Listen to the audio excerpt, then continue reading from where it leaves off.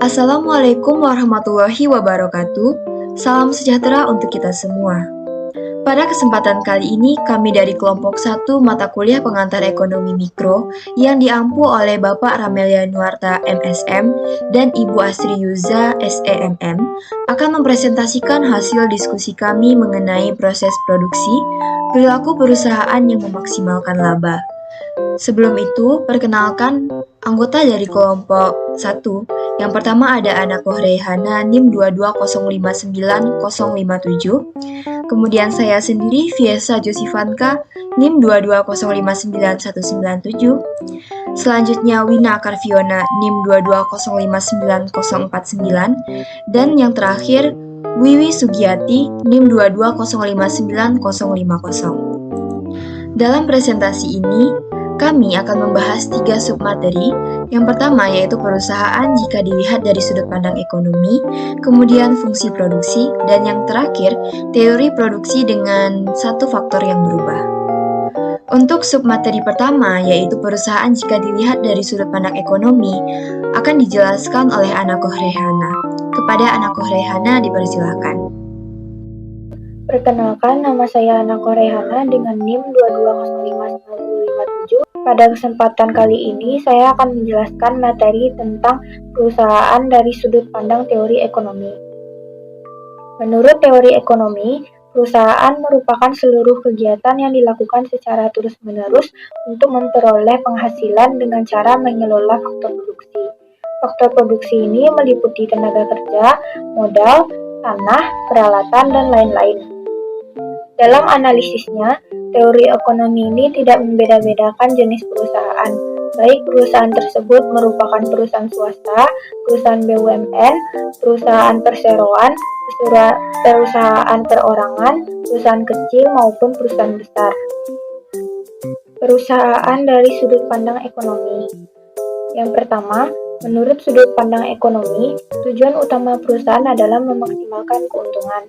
Hal inilah yang mendorong perusahaan untuk terus memproduksi hingga tingkat keuntungan yang maksimal. Namun, mencapai keuntungan bukan satu-satunya tujuan perusahaan. Beberapa perusahaan ada yang menekankan terhadap volume penjualan. Ada juga yang melibatkan faktor politik dalam penentuan jumlah produksi yang akan mereka capai. Bahkan, ada perusahaan yang menekankan kepada usaha pengabdian kepada masyarakat dan tidak terlalu memperhitungkan jumlah keuntungan yang akan mereka peroleh.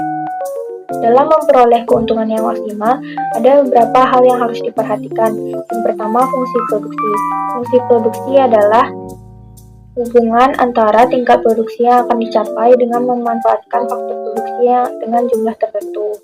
Yang kedua adalah peminimuman biaya produksi yang meliputi besaran pembayaran faktor produksi dan besaran penambahan hasil penjualan. Yang kedua, menurut teori ekonomi, periode produksi terbagi menjadi 2, yaitu periode jangka panjang dan periode jangka pendek. Periode jangka panjang adalah suatu periode waktu di mana semua input dan teknologi dapat berubah dan tidak terdapat input atau faktor produksi tetap. Contohnya, produksi pada kendaraan bermotor, barang elektronik, dan lain-lain. Periode jangka pendek adalah suatu periode waktu di mana perusahaan hanya dapat mengubah beberapa input yang bersifat variabel, contohnya tenaga kerja, namun tidak dapat merubah input tetap lainnya. Contohnya adalah produksi bakso. Yang menjadi faktor produksi yang bersifat variabel adalah tenaga kerja yang membuat bakso, sementara faktor produksi tetapnya adalah peralatan yang membuat bakso. Yang ketiga adalah, menurut teori ekonomi, firma dan industri merupakan dua hal yang berbeda, di mana firma berarti badan usaha yang mengelola faktor produksi untuk membuat barang-barang yang diperlukan atau yang dibutuhkan oleh masyarakat. Sementara itu, industri merupakan kesatuan dari firma-firma yang memproduksi barang yang sama dan sejenis. Sekian yang dapat saya sampaikan, saya kembalikan kepada moderator. Terima kasih kepada Anako Reihana. Submateri selanjutnya yaitu mengenai fungsi produksi akan dijelaskan oleh Wina Karviona dan Wiwi Sugiati. Kepada Wina dan Wiwi dipersilakan. Baiklah, saya Wiwi Sugiyati, NIM 22059050, akan menjelaskan materi mengenai fungsi produksi. Produksi adalah sebuah proses yang dilakukan untuk menciptakan atau mengubah nilai guna barang atau jasa. Fungsi produksi adalah hubungan antara input dengan output yang dihasilkan dalam satu periode atau suatu gambaran bagaimana produsen berperilaku dalam memproduksi barang atau jasa. Fungsi produksi dinyatakan dalam persamaan Q sama dengan F K L R T. Q adalah output, K adalah kapital atau modal, R adalah tenaga kerja, R adalah raw material atau kekayaan alam, T teknologi. Kegiatan produksi memiliki fungsi yang sangat penting. Berikut ini merupakan fungsi-fungsi produksi. 1. Perencanaan. Perencanaan pada produksi dapat diartikan sebagai melaksanakan kegiatan produksi barang atau jasa pada waktu tertentu yang disesuaikan dengan prokes yang telah disusun. 2. Pengolahan. Pengolahan dalam kegiatan produksi merupakan sebuah fase di mana bahan baku diolah menjadi barang mentah, barang setengah jadi atau barang jadi. 3. Pengendalian dan perawatan. Pengendalian dan perawatan di sini berfungsi untuk mengevaluasi dan mengawasi jalannya produksi agar sesuai dengan perencanaan. 4. Jasa penunjang. Fungsi ini untuk meningkatkan cara kerja produksi. Terkadang proses produksi begitu lamban, gemuk, dan ribet. Tidak jarang ada metode yang lebih efektif dan efisien dan jasa penunjang berfungsi untuk itu. Ada pula tujuan-tujuan dari fungsi produksi. 1. Memenuhi kebutuhan konsumen. Masyarakat memiliki beragam kebutuhan yang harus dipenuhi. Kebutuhan yang tidak terpenuhi mulai dari kebutuhan primer, sekunder, hingga tersier dapat menjadikan kehidupan manusia tidak seimbang. 2. Memperoleh keuntungan bagi produsen. Produksi bertujuan agar perusahaan mendapatkan keuntungan. Dengan menciptakan atau memberikan nilai guna pada sebuah produk, produsen dapat mengambil selisih dari harga jual dan biaya produksi. 3. Menghasilkan barang setengah jadi. Barang setengah jadi yang diproduksi perlu diolah lebih lanjut sampai dapat dikonsumsi langsung oleh masyarakat. 4. Menjadi stimulan tumbuhnya usaha produksi lain. Adanya produksi suatu produk dapat memicu muncul usaha produk lain yang berkaitan. Misalnya institusi pendidikan tinggi sebagai produsen jasa pendidikan. 5. Mengurangi angka pengangguran. Proses produksi perusahaan mulai dari skala kecil dan menengah tidak mungkin dilakukan seorang diri oleh ownernya. Bagaimanapun, ingin menekan biaya produksi memerlukan bantuan orang lain. Oleh karena itu, dibutuhkan karyawan dengan cara melakukan perekrutan. Dari rekrutmen ini menambah angka pekerja di Indonesia dan mengurangi angka pengangguran. Semakin besar perusahaan, semakin besar menyerap tenaga kerja. 6. Meningkatkan penghasilan masyarakat dan negara. Berkurangnya pengangguran tentu dihasilkan oleh produsen Indonesia. Sebut saja sambal pecel, kerupuk, arang batok kelapa, sabut kelapa, furnitur, rempah-rempah, dan lain-lain. Perkenalkan, saya Wina Karviona, NIM 22059049. Baiklah, saya akan jelaskan materi mengenai yang pertama, yaitu jenis-jenis produksi. Di mana jenis-jenis produksi itu terbagi menjadi dua. Yang pertama, berdasarkan produk yang dihasilkan. Berdasarkan produk yang dihasilkan, produksi terbagi menjadi 5 jenis. Yang pertama ada produksi ekstraktif, di mana produksi ekstraktif adalah produksi yang melakukan eksplorasi sumber daya alam tanpa mengubah sifat maupun bentuknya. Hasil dari ekstraksi tersebut kemudian diserahkan kepada perusahaan lain untuk diolah lebih lanjut menjadi suatu barang yang baru yang memiliki nilai guna yang lebih tinggi. Contohnya penambangan bahan tambang, penangkapan ikan di laut, pengembaraan minyak bumi, dan lain sebagainya. Yang kedua ada produksi agraris, di mana produksi agraris yaitu produksi yang mengolah alam dan memanfaatkan tanah agar menghasilkan sumber daya alam berupa barang setengah jadi maupun barang jadi. Yang ketiga ada produksi industri, di mana produksi industri ini adalah produksi yang mengolah bahan mentah atau bahan baku menjadi barang setengah jadi atau barang jadi. Yang keempat ada produksi perdagangan, adalah produksi bergerak dengan menghubungkan antara produsen dengan konsumen agar barang yang diproduksi tersebut dapat beredar luas di pasaran. Yang kelima ada produksi jasa, di mana produksi jasa adalah produksi yang menghasilkan produk bukan berupa barang namun berupa jasa. Yang kedua itu jenis produksi berdasarkan jangka waktu dan prosesnya, terbagi menjadi 4. Yang pertama ada produksi berjangka pendek, yaitu produksi yang prosesnya berlangsung cepat dan dinikmati segera oleh konsumen, contohnya seperti jajanan pasar.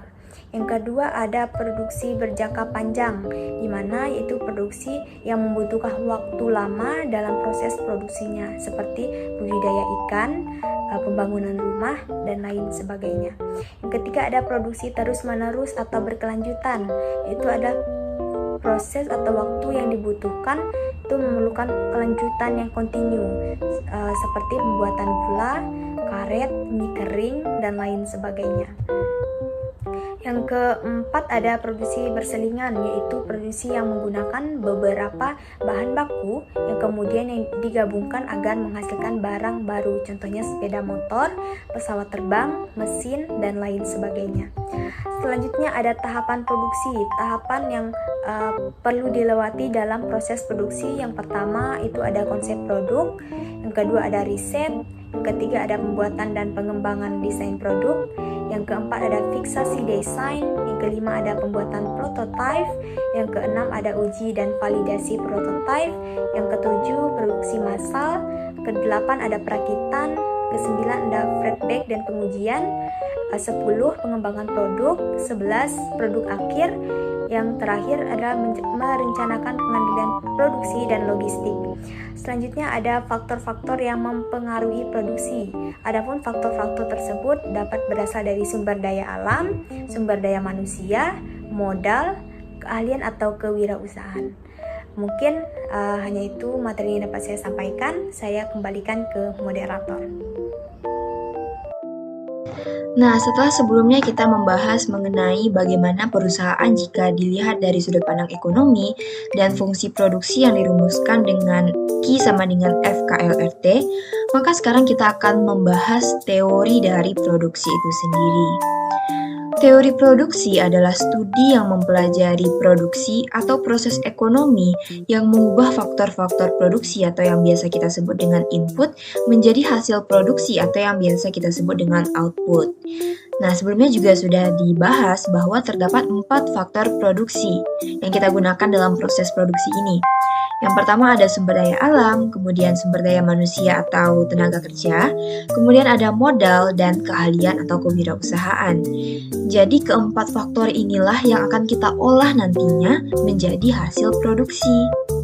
Nah, teori produksi dengan satu faktor berubah ini menggambarkan hubungan antara tingkat produksi suatu barang dengan jumlah tenaga kerja yang digunakan untuk menghasilkan berbagai tingkat produksi barang tersebut.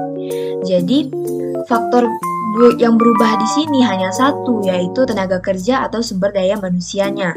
Sedangkan faktor produksi lain itu dianggap tetap dan tidak berubah jumlahnya ya. Dari teori produksi dengan satu faktor berubah ini akan didapatkan hukum hasil lebih yang semakin berkurang atau the law of diminishing return. Hukum ini menyebutkan apabila faktor produksi yang dapat diubah jumlahnya yaitu tenaga kerja terus-menerus ditambah sebanyak 1 unit, pada awalnya produksi total akan semakin meningkat. Namun, sesudah mencapai suatu tingkat maksimum, produksi tambahan akan semakin berkurang dan akhirnya mencapai nilai negatif. Sifat pertambahan produksi seperti ini menyebabkan pertambahan produksi total semakin lambat dan akhirnya ia akan mencapai tingkat yang maksimum dan kemudian menurun. Nah, dari hukum hasil lebih yang semakin berkurang ini menyatakan bahwa tenaga kerja itu dapat dibagi menjadi 3 tahap. Tahap pertama di mana pertambahan produksi total itu meningkat dengan cepat. Tahap kedua di mana pertambahan produksi total itu nantinya akan mencapai titik maksimum. Kemudian tahap ketiga di mana produksi total akan mengalami penurunan dan nanti akan mencapai nilai negatif. Nah, jadi berdasarkan hukum ini bisa kita simpulkan bahwa bertambahnya jumlah tenaga kerja tentu akan membuat produksi total ikut bertambah hingga mencapai titik maksimumnya. Namun setelah itu, produksi total akan mengalami penurunan dan nantinya akan mencapai titik negatif. Nah, sekarang kita sudah memahami dong teori produksi dengan satu faktor berubah. Lalu apa bedanya dengan teori produksi dengan dua faktor yang berubah? Nah, perbedaannya itu terletak pada jumlah faktor produksi yang jumlahnya dapat diubah-ubah. Kalau satu faktor produksi yang dapat diubah berarti cuma satu faktor produksinya, yaitu tenaga kerja saja yang jumlahnya itu dapat diubah. Sedangkan teori produksi dengan dua faktor yang berubah artinya ada dua faktor produksi yang jumlahnya dapat diubah. Apa saja itu? Yaitu tenaga kerja dan modal. Jadi itu ya perbedaannya. Sedangkan faktor produksi lainnya itu dianggap tetap atau tidak berubah, yaitu sumber daya alam dan keahlian atau kewirausahaan. Itulah faktor produksi yang dianggap tetap dalam kedua teori tersebut. Jadi teman-teman semua paham ya kalau teori satu faktor produksi yang berubah cuma tenaga kerja aja yang jumlahnya diubah. Sedangkan teori produksi dengan dua faktor berubah itu tenaga kerja dan modal yang dapat diubah jumlahnya. Baiklah, sekian materi yang dapat disampaikan oleh kelompok 1. Kami mengucapkan terima kasih banyak kepada Bapak Ramel Yanuarta dan Ibu Asri Yuza selaku dosen pengampu mata kuliah pengantar ekonomi mikro ini. Kami juga mengucapkan terima kasih banyak kepada teman-teman dan audiens lain yang telah mendengarkan penjelasan dari kelompok 1. Kami dari kelompok 1 pamit undur diri. Wabillahi taufiq wal hidayah. Wassalamualaikum warahmatullahi wabarakatuh.